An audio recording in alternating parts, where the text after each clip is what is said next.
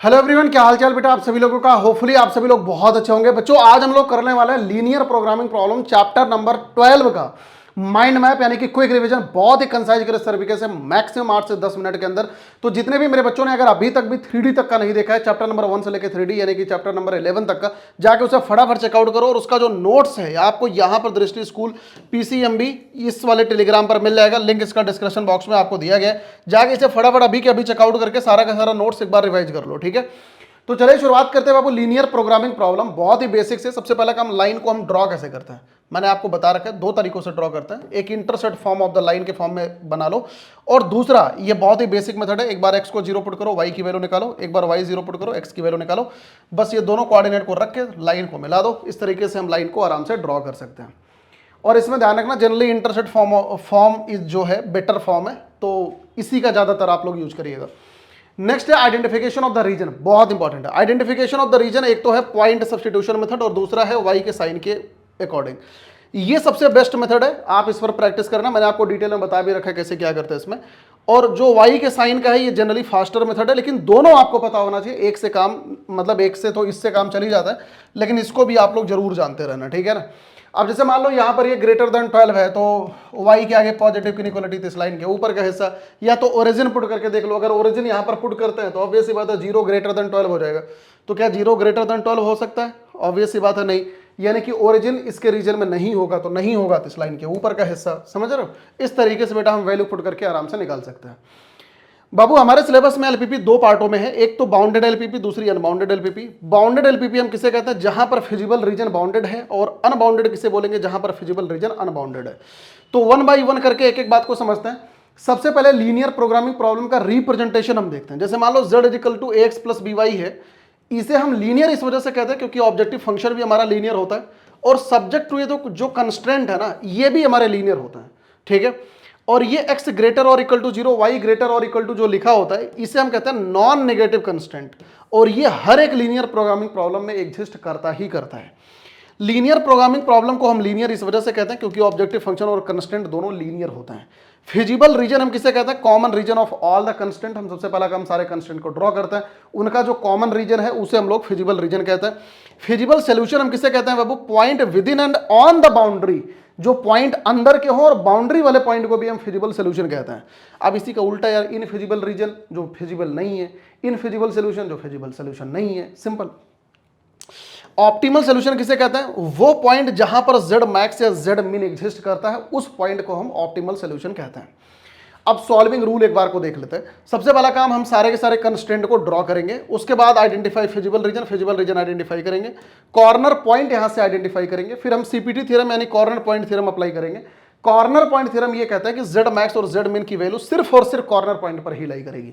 फिर उसके बाद यहां पर हम सारे के सारे पॉइंट को लिखेंगे, यहां पर z की वैल्यू लिखेंगे। जिस पॉइंट पर z की वैल्यू सबसे बड़ी उसे z मैक्स बोलेंगे, जहां पर वैल्यू सबसे छोटी उसे z मिन बोलेंगे, और जिस पॉइंट पर z मैक्स या z मिन एग्जिस्ट करता है इसे हम ऑप्टिमल सोल्यूशन बोलेंगे।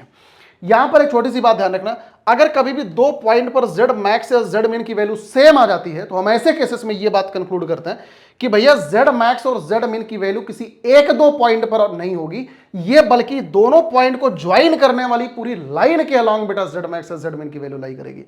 तो ऐसे केसेस में क्या एक ऑप्टिमल सोल्यूशन होगा? नहीं। क्या दो होगा? नहीं। तो ऐसे केसेस में ये पूरी लाइन पर जितने पॉइंट होंगे सारे ऑप्टिमल सोल्यूशन हो जाएंगे। और एक लाइन पर कितने पॉइंट होता है? इनफाइनाइटली मेनी पॉइंट होता है। तो ऐसे केसेस में यहां पर इनफाइनाइटली मेनी पॉइंट हमारे ऑप्टिमल सोल्यूशन बन जाएंगे। तीसरी इंपॉर्टेंट बात, अगर हमारे पास कोई बाउंडेड फिजिबल रीजन है तो बेटा इसमें z मैक्स और z मिन हमेशा एग्जिस्ट करेगा, और जब भी करेगा ये हमेशा कॉर्नर पॉइंट पर ही एग्जिस्ट करेगा, एक्सेप्ट ये वाला केस कि पूरी लाइन के अलोंग हमारा z मैक्स या z मिन एग्जिस्ट करता है। अब नेक्स्ट आते हैं सॉल्विंग अनबाउंडेड रूल। अनबाउंडेड का भी तरीका लगभग एकदम डिट्टो सेम है, ये पूरा तरीका सेम है। अगर यहां पर हमने कंस्ट्रेंट को ड्रॉ करा और अनबाउंडेड फिजिबल रीजन आ गया, तो ऐसे केसेस में कंस्ट्रेंट ड्रॉ करेंगे, फिजिबल रीजन आइडेंटिफाई करेंगे, सीपीटी थ्योरम लगाएंगे, यहां पर z मैक्स और z मिन यहां से निकालेंगे। अब जो z मैक्स की वैल्यू है इसे हम कैपिटल M बोलेंगे, z मिन की वैल्यू को स्मॉल m बोलेंगे। अब यहां पर हम क्या करते हैं बाबू? टेस्टिंग हम करते हैं किसका? एग्जिस्टेंस ऑफ z मैक्स और z मिन का। यहां पर कहानी खत्म नहीं होती, एक स्टेप आगे जाके हम और एक काम कर रहे होते हैं।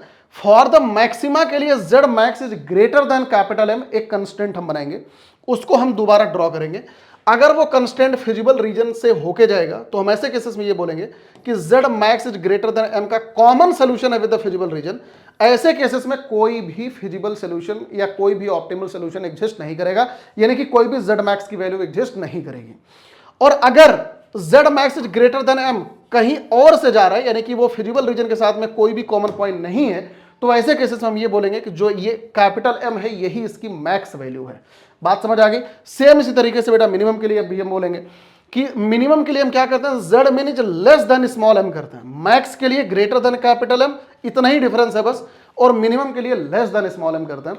बस हम अगेन इस कंस्ट्रेंट को यहां पर हम ड्रॉ करेंगे। अगर वो फिजिबल सोल्यूशन के साथ में कॉमन पॉइंट है तो हम बोलेंगे यहां पर कोई भी मिनिमम वैल्यू एग्जिस्ट नहीं करेगी। ऐसे केसेस में कोई ऑप्टिमल सोल्यूशन नहीं होगा। और अगर z min is less than small m कहीं और से जाए तो हम ये बोलेंगे कि भैया इसका फिजिबल रीजन के साथ में कोई कॉमन सोल्यूशन नहीं है। तो ऐसे केसेस में जो ये वैल्यू है यही हमारी क्या हो जाएगी, यही हमारी मिनिमम वैल्यू हो जाएगी इसकी। ठीक है, बात समझ आ गया। तो क्लियरली आप लोग यहां से देख सकते हो कि अगर हमारे पास अनबाउंडेड एफ आर है तो ऐसे केसेस में मैक्स और मिन वैल्यू एग्जिस्ट कर भी सकती है और एग्जिस्ट नहीं भी कर सकती। ये डिपेंड करता है बेसिकली इस पर, z max is greater than m और z min less than m की कंडीशन पर। बात समझ आ गया। और अगर वहीं पर बाउंडेड एफ आर है तो बाउंडेड एफ आर में z मैक्स और z min की वैल्यू हमेशा एग्जिस्ट करती है। तो ये पूरा का पूरा एलपीपी का गेम था। होपफुली सभी मेरे बच्चों को अच्छी तरीके से समझ आ गया होगा। तो जितने भी मेरे बच्चे देख रहे हैं जाके फटाफट अभी के अभी टेलीग्राम चैनल से इसका रिवीजन करके मुझे आके कमेंट सेक्शन में इन्फॉर्म करो कि sir I have done the revision, मैंने रिवीजन कर लिया है। और अगर चैप्टर नंबर 1 से लेकर 3D तक का नहीं देखा है जाके उसे भी यार 1 गो में खत्म करो, लेट बिल्कुल मत करो। प्लेलिस्ट का लिंक डिस्क्रिप्शन बॉक्स में दिया गया है, साथ ही साथ ये टेलीग्राम का लिंक भी डिस्क्रिप्शन बॉक्स में दिया गया है, जाके वहां से ज्वाइन करके फटाफट अभी के अभी रिवीजन करके मुझे बताओ, फटाफट अभी के अभी चाहिए मुझे। ठीक है, मिलता हूं आप लोगों से नेक्स्ट चैप्टर यानी कि प्रोबेबिलिटी में। देखना बिल्कुल मत भूलना। तब तक के लिए शुक्रिया, गॉड ब्लेस यू ऑल। नीचे कमेंट में बता के जाना सेशन कैसा लगा और अपने दोस्तों में यार शेयर करना, मैं बस तुम पे भरोसा कर रहा हूं इस बात के लिए। तो प्लीज बेटा आप लोग जरूर शेयर कर देना सभी बच्चों में। बहुत ही कंसाइज क्रिस्प, इतना पॉइंट टू पॉइंट ये सारा नोट्स बनाने में इतनी मेहनत लगती है यार, बहुत प्यारा लग रहा है तुम लोग जो कमेंट करते हो। तो प्लीज अपना प्यार बरसा के जाना, ठीक है ना। So thank you so much, God bless you all सभी मेरे बच्चों को। ऑल द बेस्ट बेटा। अब एग्जाम की तैयारी को और बेहतर करने के लिए हमारे चैनल को लाइक, शेयर और सब्सक्राइब करना ना भूलें।